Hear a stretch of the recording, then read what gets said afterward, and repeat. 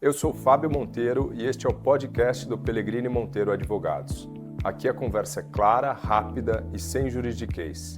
Todos os meses recebemos clientes, advogados e profissionais para falar sobre carreira, cultura, inovação e os bastidores da advocacia moderna. Porque mais do que causas, acreditamos em conexão, parceria, resultados e informação relevante. O futuro do direito é agora e nós estamos prontos. Então, bem-vindos ao nosso podcast. Hoje temos a honra aqui de conversar com o Dr. Guilherme Barros, que é o Superintendente Executivo Jurídico Trabalhista do Banco Safra. Vamos falar sobre as tendências da jurisprudência trabalhista que afetam os bancos, principalmente, Dr. Guilherme, as decisões recentes da Justiça do Trabalho e a questão dos precedentes. Então, muito bem-vindo, Dr. Guilherme, obrigado por estar aqui conosco. Agradeço muito o convite, é um prazer estar aqui com vocês. Espero contribuir nesse debate que nós teremos agora. Com certeza. Então, doutor Guilherme, vamos começar com um tema bastante atual, que é sobre os julgamentos em rito repetitivo do TST, fixando temas de caráter vinculante para toda a Justiça do Trabalho. Na sua visão, tem algum tema recente que impacta diretamente aí os contratos de trabalhos bancários e a gestão? Como esses temas vão impactar na gestão do passivo trabalhista do banco? Nós temos muitos, né? Você sabe que pela FEBRABAN nós ingressamos como amicus curiae em 27 temas que estão em discussão no TST. Eu acho que o mais importante de todos é a compensação da gratificação de função que está prevista aí nas normas coletivas, na Convenção Coletiva dos Bancários desde 2018. Esse é o tema 28. Ele é o que traz o maior volume de ações trabalhistas e o maior passivo, porque a gente está falando da história da 7ª e 8ª dos bancários. E pelo que nós analisamos aqui, a gente já tem um cenário bem favorável no TST, acolhendo a compensação da gratificação de função em caso de deferimento de 7ª e 8ª. Né? Então esse é um tema, na nossa visão, dos mais importantes. Né? Esse rito que agora o TST vem e traz, buscando uniformizar a jurisprudência, é algo que a gente entende que é um movimento que veio para ficar. E a gente tem um trabalho duro aí para pelo menos solidificar esse entendimento desse tema, que na nossa visão, de novo, é o mais importante, dado o impacto financeiro, porque aquela história, a poupancinha dos bancários, sempre tem aquela discussão da 7ª e 8ª, a discussão se era cargo de confiança ou não, e a convenção coletiva, de uma forma muito adequada, usando o tema 1046, negociado sobre legislado, trouxe a compensação da gratificação de função em caso de deferimento. Então, eu acho que esse é o mais importante que a gente tem. Além disso, a gente tem o tema 2930, que trata sobre questão de terceirização. Né? Acho que os bancos, de alguma forma, hoje, né, têm se preocupado um pouco com essa questão. Era algo no passado, né, em que, até pelo posicionamento da Justiça do Trabalho, de uma forma muito conservadora, reconhecendo vínculos, né, entre prestações de serviços que a gente achava que tinha todo um caráter ali de terceirização. Os bancos abandonaram, mas com as decisões recentes do STF, a própria reforma trabalhista, né, os bancos começaram a pensar de uma forma diferente, em terceirizar, em tornar um pouco mais dinâmico o seu mercado. Esse é um tema também que a gente tem atuado, colocado ali esforços. Né? Tem o tema 300, que fala também sobre a história da jornada externa, né, de alguma forma regulamentada por a norma coletiva. Né? Alguns bancos, né, como é, por exemplo, o Banco Safra, nós temos alguns cargos, algumas posições específicas com jornada externa, onde as pessoas têm autonomia, liberdade para trabalhar sem nenhum tipo de controle. Né? E isso está, de alguma forma, hoje regulamentado por um acordo coletivo que nós firmamos com o sindicato. A gente sabe que o TST tem tido uma postura um pouco mais dura sobre esse tema, reconhecendo que a mera possibilidade de você fazer a controle de jornada gera o direito às horas extras, mas por trás disso tem uma norma coletiva e, de novo, a gente traz o tema, a discussão do tema 1046 para a pauta, um acordo coletivo, no nosso caso do Safra, que nós firmamos com as entidades sindicais, com a presença de todos os envolvidos, os colaboradores envolvidos, que aprovaram ali. Então, são temas relevantes que a gente percebe ali, que a gente coloca na discussão, observando os temas trazidos aí pelo TST, né? Então, acho que são esses mais importantes que a gente tem trazado, dentro desses 27, mas acho que destaque são esses que eu trouxe aqui. Tem a questão do divisor, também a fixação do divisor 180, 220. Mas... O divisor foi o primeiro incidente de recurso repetitivo que teve na Justiça do Trabalho, né? Então, a gente fez um trabalho lá, antes de ter todo esse trabalho específico, né, do TST, houve ali o primeiro incidente de recurso repetitivo foi o dos divisores bancários. Isso estava pacificado, né? Era sempre o divisor 180 e 220, falando do sábado, dia útil não trabalhado. E aí numa semana, aquelas semanas que o TST fez de revisão de jurisprudência para verificar, um belo dia apareceu lá a história da súmula 150, tornando o divisor 150 e 200, o que para nós gerou ali um incremento de passivo de quase 20%. A gente tinha todo uma jurisprudência robusta a nosso favor e de repente se mudou do dia para a noite o divisor e nós começamos a trabalhar novamente do TST, levando esse tema para discussão, né? Houve na época até alguns calculistas que nós levamos ao TST para mostrar um pouco da composição, da forma ali que deveria ser feito o cálculo correto do divisor e aí gerou o primeiro incidente de recurso repetitivo que acabou, de alguma forma, voltando para o, né, já pacificando o 180 e 220. A fixação desses temas repetitivos, você entende que vai trazer uma segurança jurídica para o mercado como um todo, para o mercado... Isso não tem, exatamente, esse é um lado muito... Nós estamos aqui no Brasil, quer dizer, com a quantidade de tribunais regionais que a gente tem, é importante que a gente tenha um direcionamento claro, né? Porque senão você acaba tendo praças específicas que julgam de forma diferente. Então, eu acho que isso gera um pouco mais de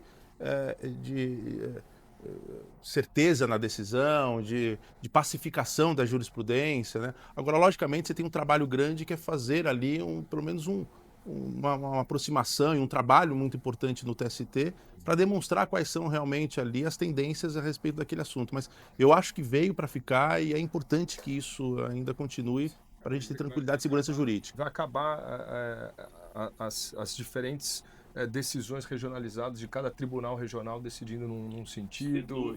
Sem dúvida, isso é muito comum, né? Então você tem o Tribunal do Rio de Janeiro que assim, julga de forma totalmente diferente do Rio Grande do Sul. Vou dar um exemplo claro aqui, né? O Rio Grande do Sul tinha um entendimento que não cabia ali o cargo 622, né, do cargo de confiança máximo para o gerente geral de agência, né? E já existia até no TST a súmula que fala que o gerente geral presume que ele tem o cargo de confiança, mas era o único tribunal que não acolhia, não reconhecia a aplicação do 622 para o gerente geral de agência, né? E outras praças já não, já isso um pouco mais solidificado. Então, quando você tem pelo menos esses temas afetados e uma jurisprudência mais, isso gera a segurança jurídica que a gente precisa, eu acho importante. Mas, de novo, tem um desafio grande aqui, que alguns temas são temas delicados, importantes, que a gente precisa levar para o judiciário uma visão importante do tema e o impacto que ele traz nas rotinas, né? E como o doutor se organiza dentro do jurídico para não ser pego de surpresa com tendências de súmula, jurisprudência? A gente dorme e acorda com um tema e com... Então, mas esse é o nosso dia a dia, né? Então, eu acho que a gente tem também uma indústria na questão das ações trabalhistas, né? A justiça gratuita, que eu acho pega muito hoje para nós. A gente teve a reforma trabalhista em 2017, que previa a questão da sucumbência, e a gente tinha aqui pelo menos ações, na minha visão, que eram ações mais corretas, mais diretas, né, mais enxutas, né? E aí a hora que o STF deu a decisão, né, ampliando um pouquinho a questão do conceito da justiça gratuita, liberando, a gente percebe que tem ali um volume de ações que aumenta de forma considerável, né?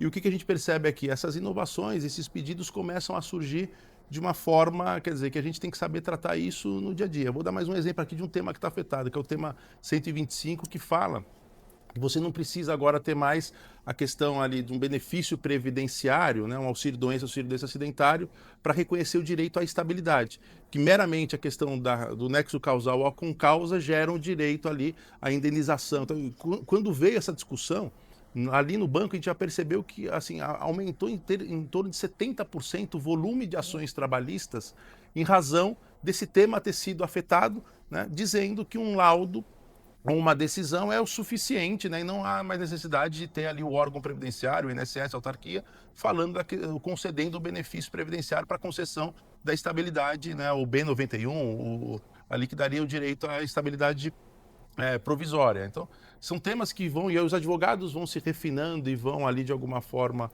utilizando isso para aumentar o volume ali de ações e discussões que surgem na Justiça do Trabalho. Então, essa é a nossa vida, né? Acho que o contencioso ali, no Safra, por exemplo, eu tenho uma equipe grande de advogados que está sempre apoiando e trabalhando em parceria com os escritórios. E a gente tem essa possibilidade de, sempre que entra uma ação, identificar, quer dizer, novas pretensões, né, e novos desafios, né? Mas eu acho que isso é um pouco da nossa vida, né, como a dinâmica nos leva aqui, né, e esse é o nosso trabalho. De um jurídico interno. Exatamente. Legal.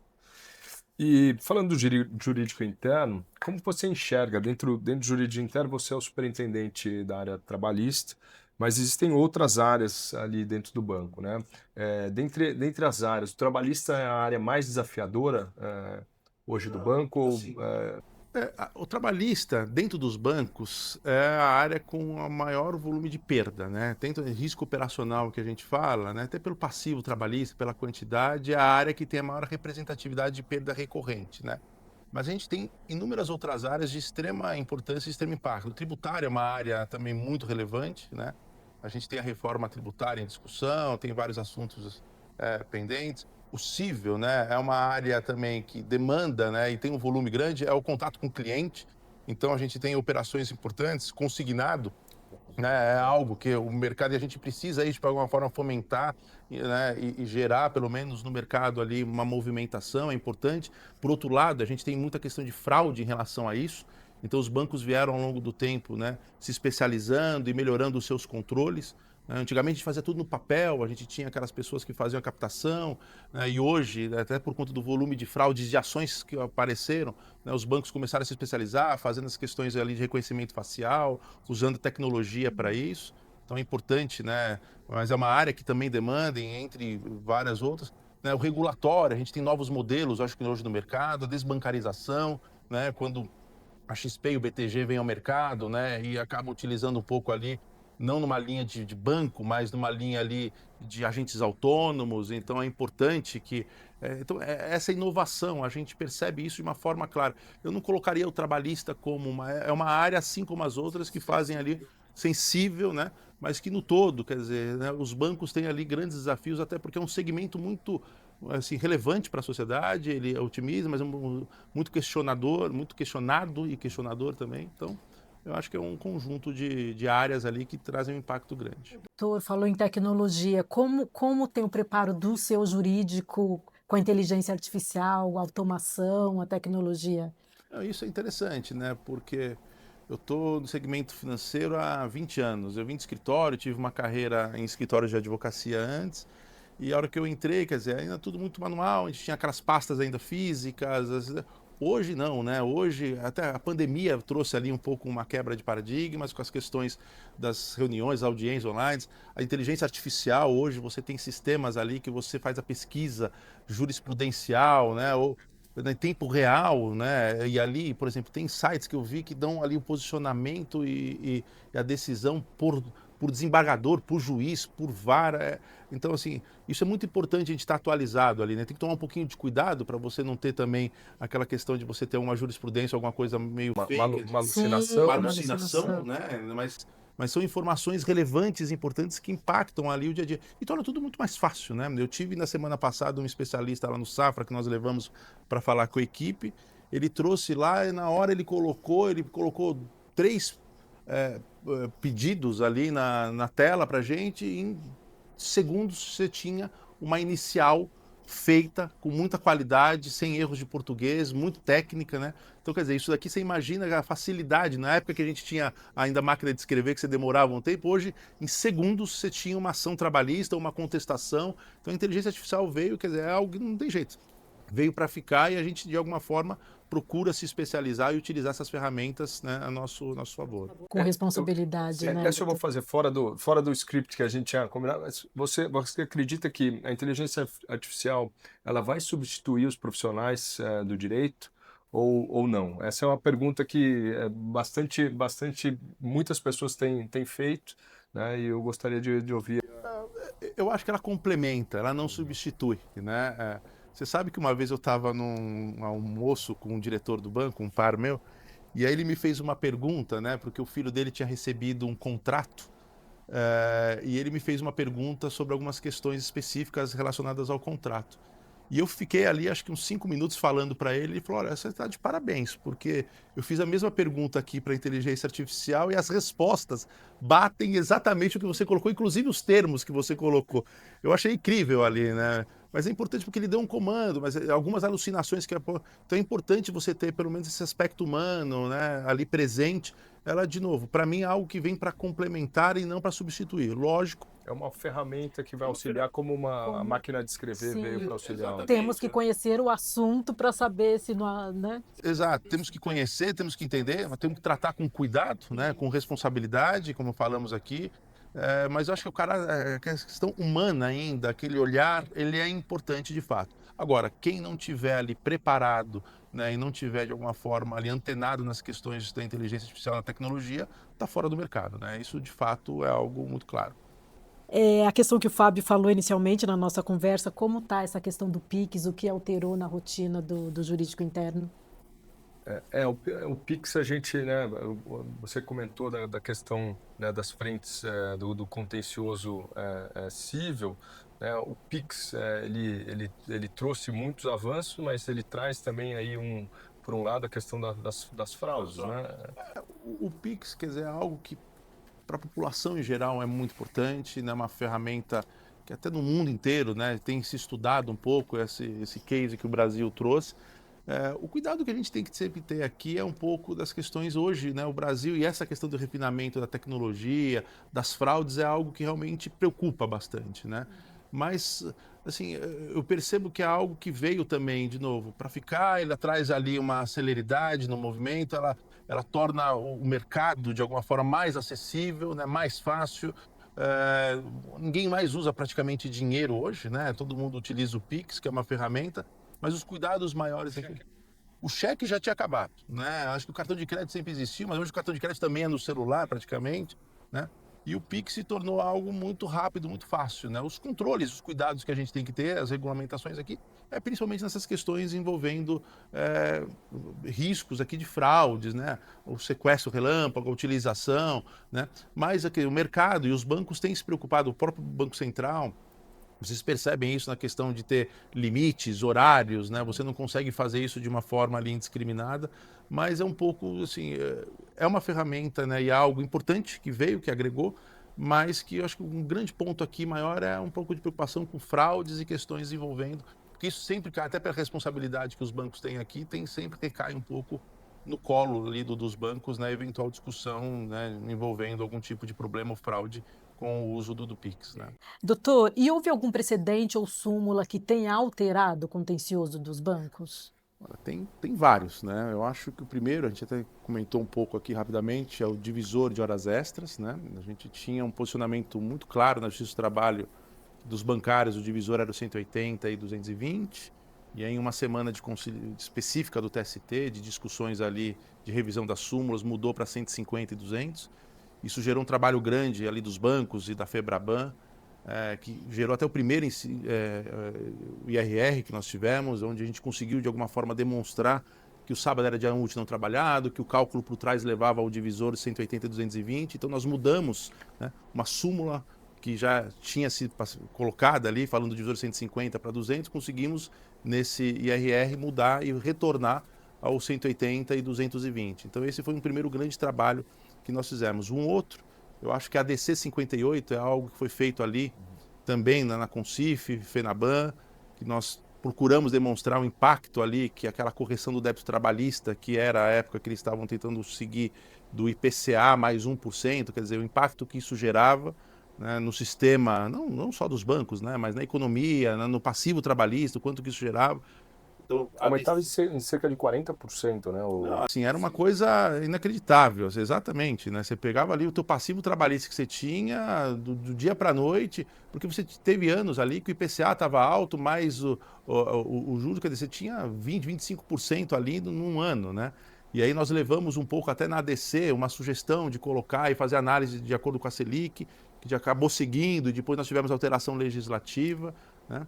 Então são coisas que a gente vai, né, atuando, e o setor vai vendo aqui, e existe um grupo muito forte na FENABAN e na FEBRABAN dos bancos, né, que a gente procura entender quais são os impactos que a gente tem e aí em decisões da Justiça do Trabalho ou posicionamentos que a gente entende que são relevantes a gente trazer para uma discussão. Eu queria trazer só mais um exemplo aqui, né?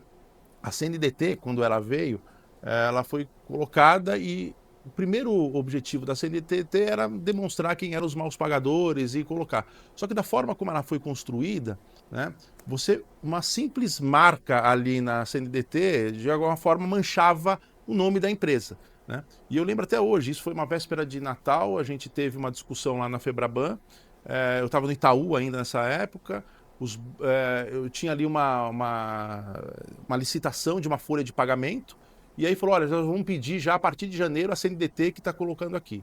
E aí eu fui levantar esse assunto e falei assim, nossa, olha, o Itaú tinha lá quase 60 mil ações trabalhistas. Não é possível que em alguma ação não vai aparecer ali alguma marca que vai gerar uma certidão, né, positiva que vai impossibilitar o Itaú de participar.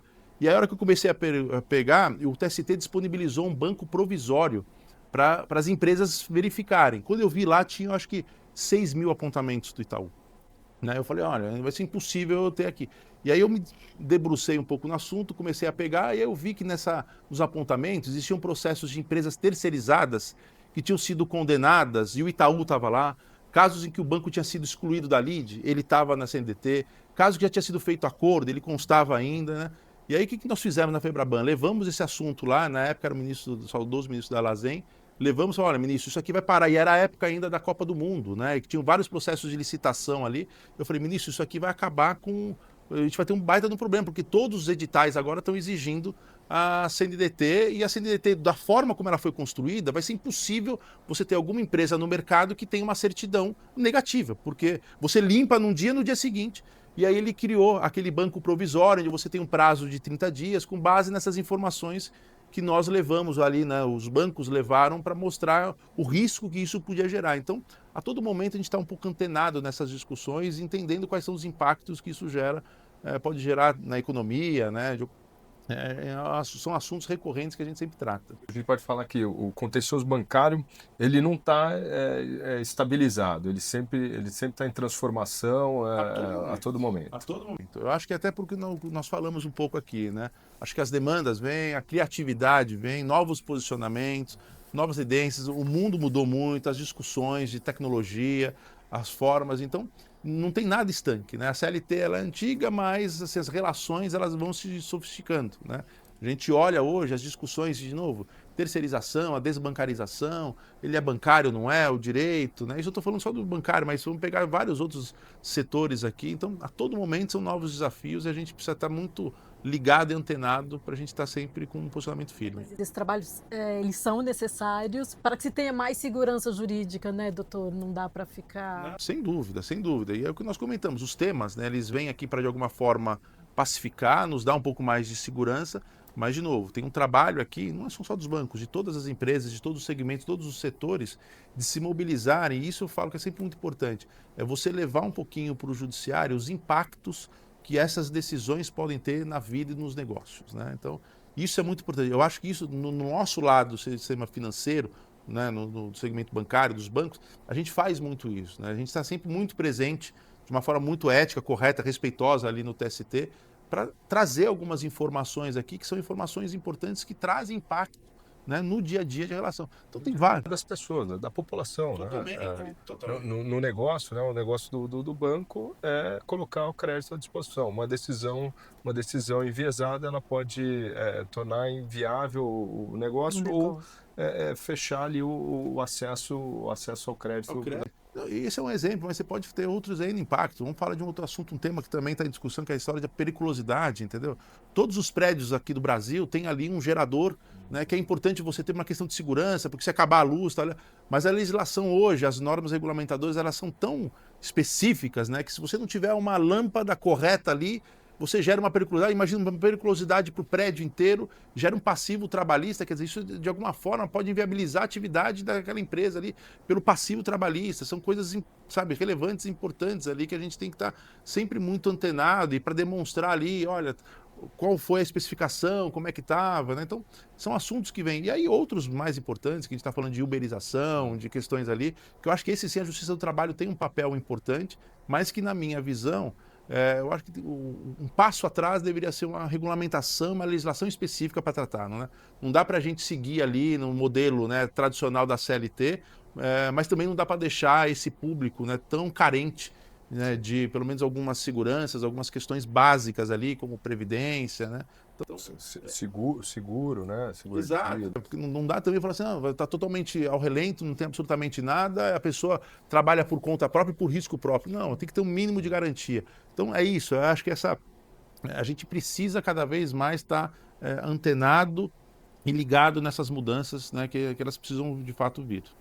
Queria agradecer, Dr. Guilherme Barros, pela presença aqui no nosso podcast. Muito obrigado, foi muito enriquecedor ter você aqui conosco. Eu agradeço, foi um momento muito rico, importante estarmos aqui, discutir um pouco, tendências, espero novos convites, estou sempre à disposição de vocês. Muito obrigada. Muito obrigado. Doutor. Obrigada.